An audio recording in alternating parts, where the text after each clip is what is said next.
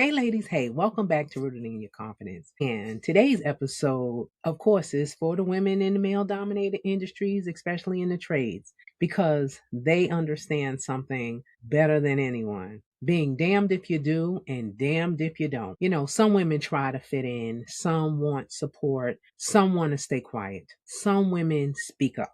Hey, that's me. And somehow somebody always has something to say. If you've ever worked in the trades or in a male dominated environment, you know exactly what I'm talking about. One of the reasons I wrote Your Truth Changes Everything is because women kept telling me the same stories, not just about the work, about the decisions they have to make just to stay. When to speak, when to stay quiet, when to fit in, when to stand out. Those decisions shape careers more than anyone realizes. Women in male dominated industries aren't just doing the job, they are managing the environment around the job. And that's the part that is exhausting. I'm telling you, it is firsthand knowledge. It's craziness. The daily calculations that we have to make. Women make decisions every day just to survive the environment. Do I laugh? Do I stay quiet? Do I speak up? Do I let it go? Do I fit in or stand out? That's a lot every single day. And the crazy one, do I stay or do I leave? Those decisions don't just show up on a job description, but they determine whether a woman stays or disappears. And I see this with women I work with too. And these are strong women, skilled women, women who want to stay, but they are tired of managing everything around the work. Could you imagine? You got to manage what, not just your job and doing that well, but everything that everyone thinks, says, and feels about you. A lot of what we work on together isn't learning the job. It's learning how to stay grounded enough to keep your voice. Because confidence isn't just about speaking up. Confidence is staying connected to yourself in environments that try to disconnect you from you. Something I didn't realize for years was how much I normalized being alone. I didn't think I needed groups. I didn't think I needed support. I thought being strong meant handling things by yourself because that's what I was taught when I went and I made complaints or I said something and I was dismissed. So I automatically said, if I got to do it, I got to do it myself. I avoided community. I avoided spaces where women gathered because I did not want to be singled out. I didn't want people saying, oh, she's trying to stir the pot. She's different. Listen, it's craziness how people will single you out for being strong, for being the one who speaks up, for saying something simple as I'm grateful. They would say, "Oh, she's one of those women." So I learned to stay to myself and I convinced myself that that was my strength. I didn't realize was that the isolation keeps your body in survival mode. Always watching, always calculating, always aware, always checking the environment. I did not realize how much tension I was carrying until I finally had a place to put it down. Being in community changed me. Having a place to unload changed me. Having a place where I didn't have to pretend changed me. And I am grateful I allowed myself to be part of those spaces because I didn't even know how much I needed them. If you've worked in the trades, you know the laugh, but the laugh when something isn't funny, but you laugh anyway. I did that laugh for years. Jokes that weren't funny, comments that didn't sit right, and you tell yourself, and you know, ladies, we tell ourselves, it's nothing. It's just how it is. I'm fine. And then something shifts. It shifted in me. I stopped shrugging my shoulders. Have you stopped shrugging yours?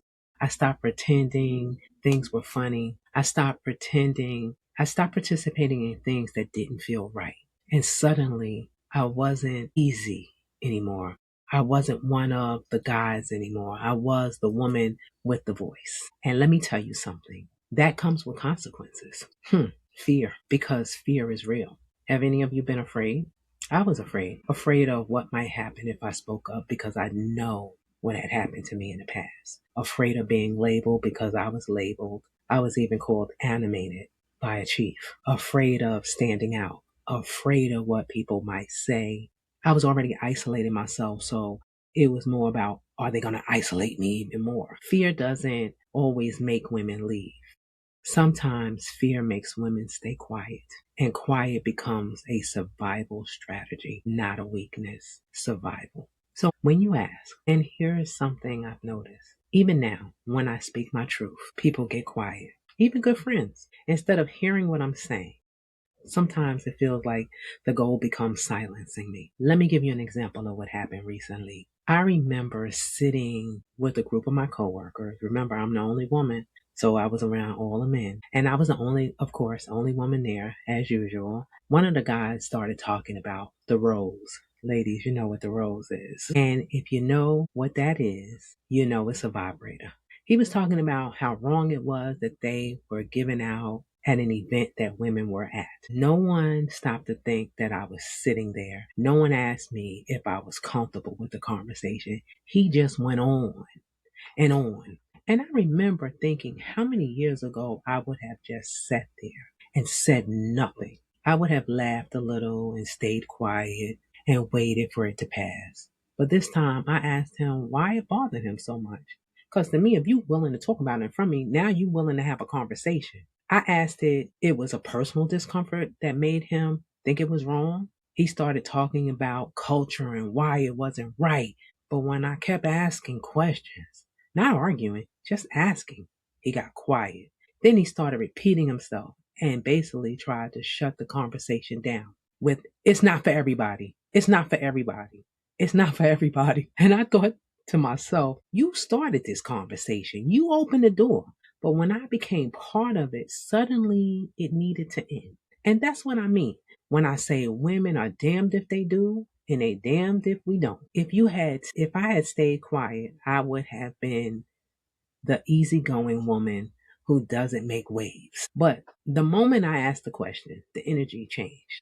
Not because I was disrespectful, because I had a voice, not arguing, not discussing, silencing. And I've seen this on the job sites too. Some people still want to bully. And when they can't dispute what you're saying, they go after you personally. They throw little daggers. They try to damage your reputation because they don't have anything intelligent to say in response. And companies need to understand this is part of what women navigate. Women walking away. I've seen pregnant women walk away from jobs, not because they couldn't do the work, because the environment made it harder than it had to be. Instead of support, they get tested. Oh, you want the job? Then do it. Nobody told you to get pregnant. You got to be able to do it and do it all. Even though it's 10 men lifting one thing, they want you to lift it by yourself. And sometimes it's not even supervisors. Sometimes it's your coworkers trying to prove women don't belong there. So women leave, not because they cannot do the work, because the environment pushed them out. Single way to be a woman in the trades. Some women stay, some leave, some fit in, some speak up, some need community, some want independence. All of it is real. But women shouldn't have to fight just to exist at work. So, if you're a company and you're listening to this is the part that matters. Because you say you want women, you recruit them, but but retention requires understanding what women navigate every day, not just the work, the environment, the pressure, the decisions, the isolation. If you want women to stay, you have to understand what staying actually costs them. This is the work I do with companies because these aren't isolated stories. These are patterns. And this is exactly why I wrote Your Truth Changes Everything. Because women need tools to stay grounded in environments that challenge them, not just confidence, self-trust, clarity, voice, and the ability to stay connected to yourself no matter where you work. If you're a woman trying to stay in a male dominated industry without losing yourself, Your Truth Changes Everything was written for you. And if you're a company trying to understand what it really takes to retain women, this is the work I do every day. Follow the podcast, share this episode, leave a review because your truth really does change everything. Talk to you next time.